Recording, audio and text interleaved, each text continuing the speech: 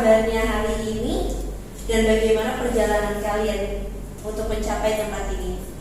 Kepada Rahmani bisa diberitahu kabarnya gimana dan perjalanannya seperti apa? Kabarnya baik, perjalanannya macet Bu. Macet. Oke. Memang di Jakarta ini terkenal akan kemacetannya. Makanya banyak yang berspekulasi bahwa Jakarta ini adalah kota metropolitan yang terkenal akan kemacetannya. Lalu Luciana gimana kabarnya hari ini dan perjalanannya seperti apa? Baik, lancar juga Bu, tidak macet. Oke, berarti perjalanannya lancar ya hari ini. Kemudian apakah hari ini ada yang tidak hadir? Hadir Ibu, hadir semua Bu. Oke, baik. Tentunya kita harus bersyukur atas nikmat yang Tuhan berikan kepada kita karena di hari ini kondisi kita yang diberi kesehatan dan juga baik gitu. Oke, langsung memasuki inti materi, yaitu di sini ada judulnya. Judul materi kita hari ini adalah Sastra dalam Pembelajaran MIPA level 5. Dikarenakan pembelajaran MIPA kita sudah masuk kepada level 5, jadi kita akan menggali apa itu sastra, dan pembelajaran kita kali ini adalah untuk mengukur keterampilan membaca dan berbicara kalian ya teman-teman. Di sini juga ada contoh beberapa buku novel seperti itu. Oke, lanjut. Nah, di slide 2 ini itu ada apa itu sastra. Apa sih sastra itu gitu kan? Mungkin di benak kalian juga bertanya-tanya sastra itu apa sih, untuk apa dan sebagai apa, bentuknya kayak gimana gitu. Nah, di slide 3 ini di sini ada pengertian sastra. Karena pedoman kita itu adalah Kamus Besar Bahasa Indonesia, maka saya mengambil pengertian sastra itu menurut KBBI teman-teman. Di sini ada pengertian sastra menurut KBBI dan juga para ahli sebelumnya, di mana sastra adalah bahasa, kata-kata atau gaya bahasa yang dipakai dalam kitab-kitab yang berarti bukan bahasa sehari-hari. Sastra adalah kata dari bahasa, yaitu sastra, yang berarti teks yang mengandung instruksi atau pedoman. Sastra berasal dari kata dasar dari kata sas dulu atau sas yang berarti mengarahkan, mengajar, memberi petunjuk atau instruksi, dan juga tranya yang berarti alat atau sarana. Sastra juga berkaitan dengan penggambaran karya menggunakan kata atau kalimat yang telah disusun sedemikian rupa teman-teman. Sastra juga dapat diartikan sebagai sarana perubahan ide atau pemikiran yang ingin dituangkan oleh sang penulis. Gitu. Jadi orang yang menulis sastra itu atau yang menciptakan itu disebut dengan penulis atau pengarang, seperti ya teman-teman. Lalu dengan kata lain, sastra itu adalah ungkapan ekspresi manusia berupa karya tulis atau lisan berdasarkan pemikiran, pendapat, pengalaman hingga perasaan. Jadi dapat disimpulkan bahwa sastra itu adalah suatu karangan yang diciptakan oleh seseorang dengan hasil pemikirannya yang dituangkan ke dalam tulisan maupun lisan. Oke teman-teman, kita akan lanjut slide ya. Nah, mungkin kalian itu bertanya-tanya, sastra itu kaitannya dengan bahasa itu apa gitu.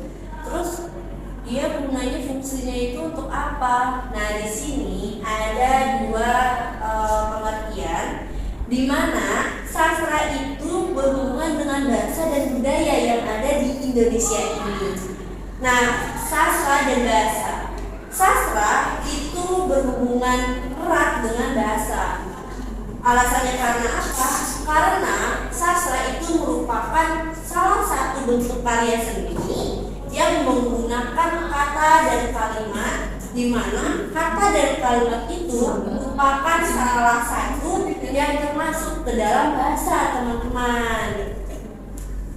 Nah, di sastra ini bahasa itu digunakan sebagai media penyampaiannya.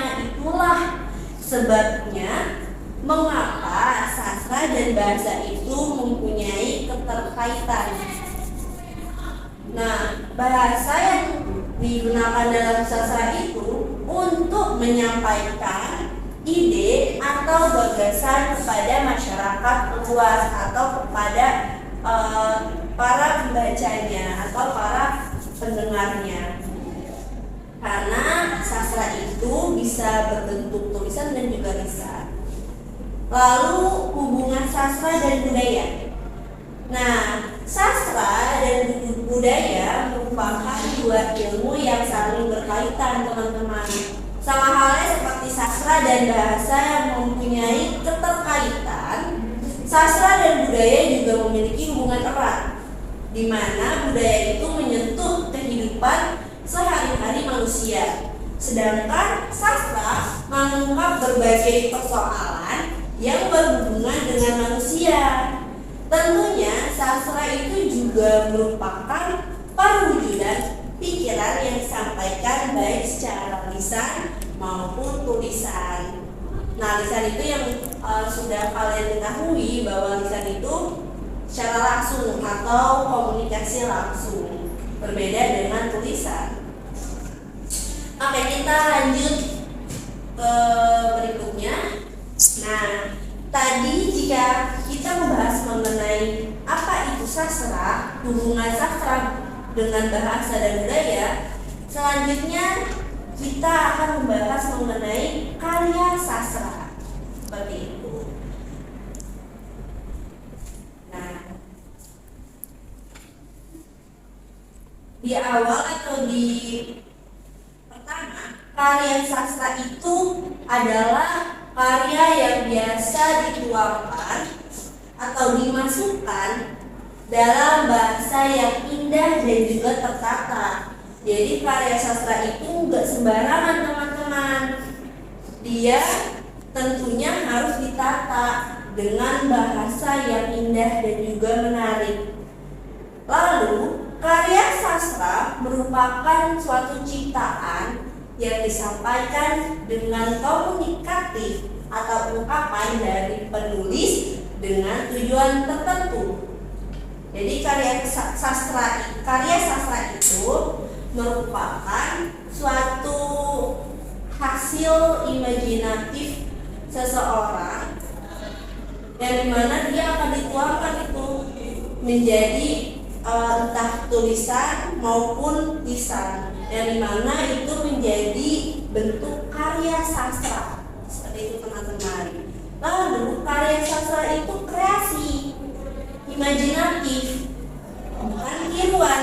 Dengan kata lain, karya sastra itu memang harus benar-benar ciptaan atau kreativitas dari seseorang, imajinatif dan bukan tiruan. Jadi tidak boleh menjiplak.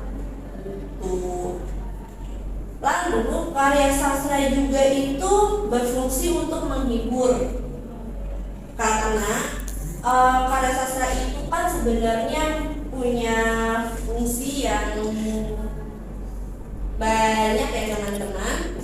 Dan karya sastra itu juga harus imajinatif. benar-benar harus bisa diimajinasikan agar apa? Agar pembacanya juga bisa merasakan atau mengimajinasikan dari apa yang udah si penulis atau pembuat karyanya itu ke dalam ceritanya.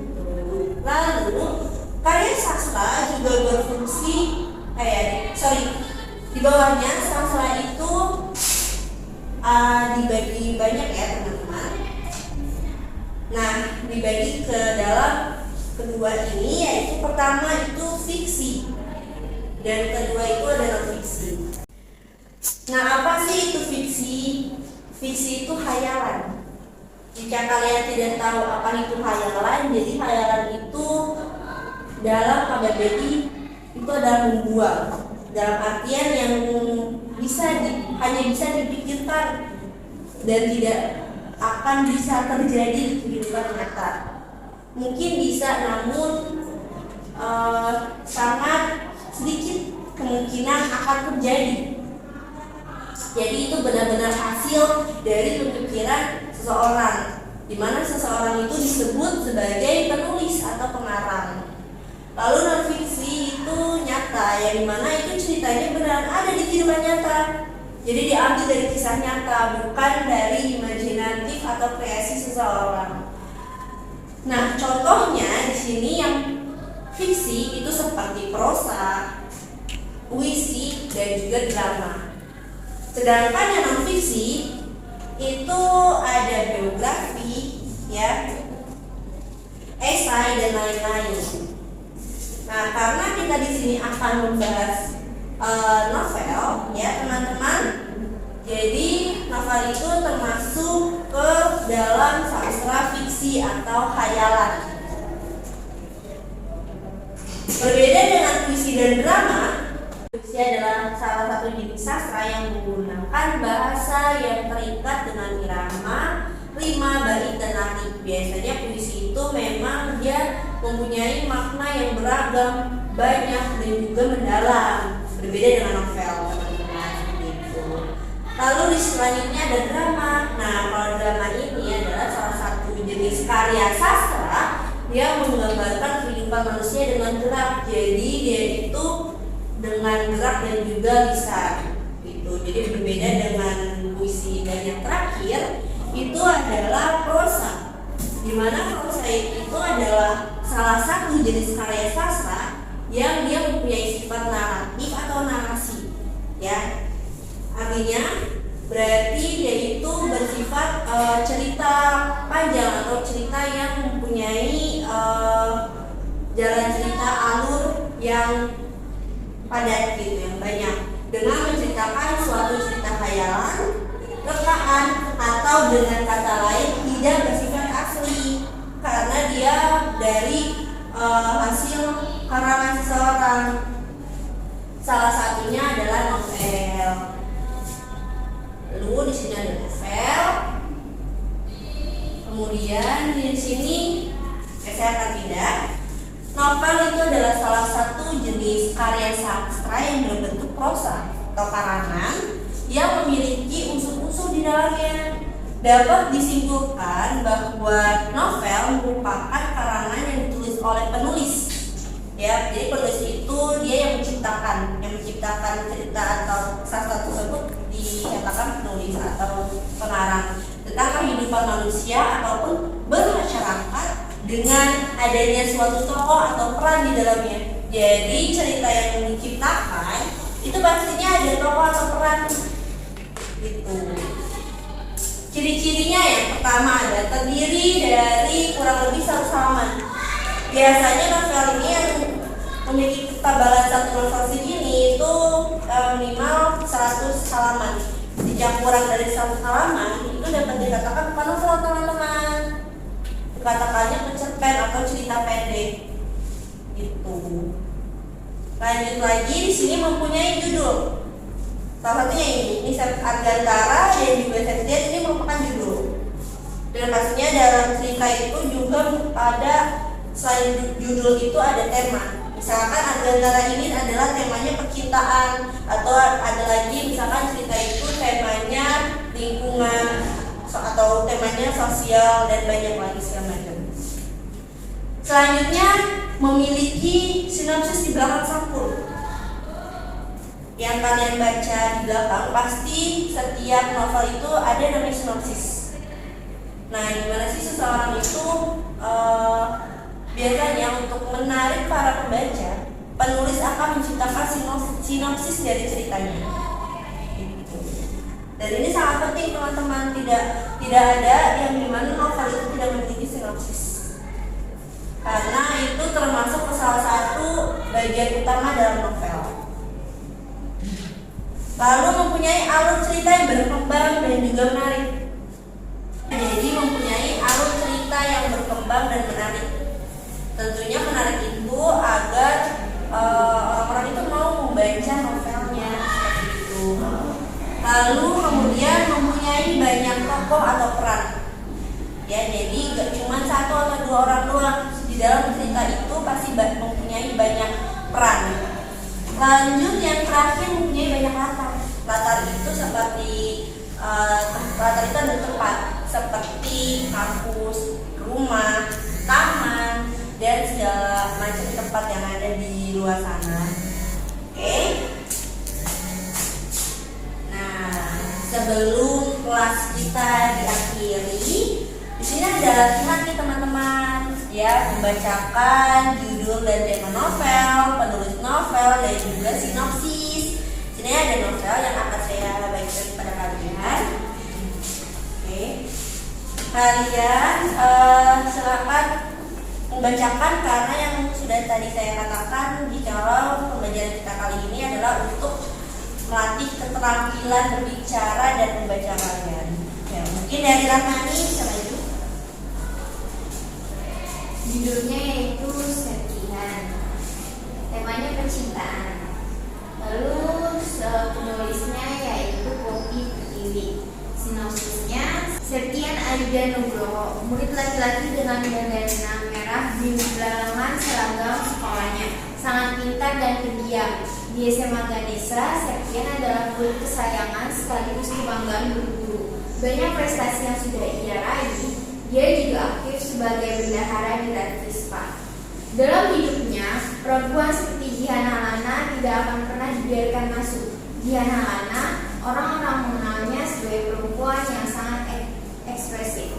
Mudah menggambarkan apapun yang ia rasakan, termasuk kepada Septian, laki-laki yang sudah sejak lama Jihan suka. Apapun Jihan lakukan agar Septian menoleh padanya, agar Septian menyukainya. Meski harus disakiti, Jihan yang ceria tetap mengejar Septian. Meski ditolak berkali-kali, Jihan yang sendu tetap berusaha agar Septian mau menerima kehadirannya. Perjuangan Jihan membuat Septian membuka mata bahwa Jihan memang sangat tulus padanya.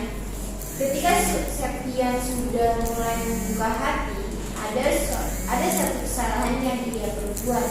Kesalahan yang akan mengubah seluruh hidup mereka, bahkan membuat Jihan sangat membenci Septian. Apa kini masa depan itu masih ada untuk mereka? Novel ini bercerita tentang masa putih, abu-abu, dan persahabatan, tentang perjuangan dan doa yang mampu meluluhkan hati. Itulah sinopsis Septian. Oke, selanjutnya pada Luciana.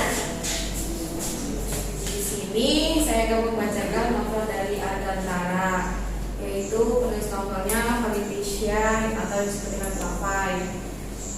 Sinopsisnya, jika muda tidak pernah terlintas di otak Anda, entah apa yang ada dipikirkan oleh kedua